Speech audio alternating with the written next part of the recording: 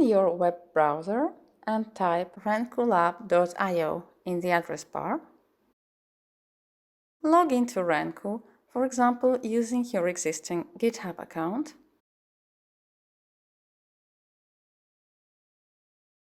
You will see on the left a list of your current projects.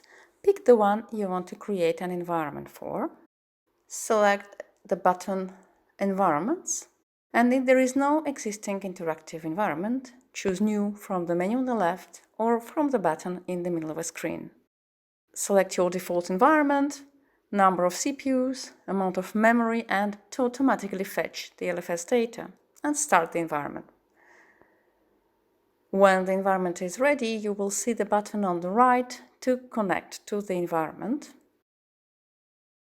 Click this button and it will open a new tab with interactive environment in which you can work in your usual way, for example, using Jupyter Notebooks.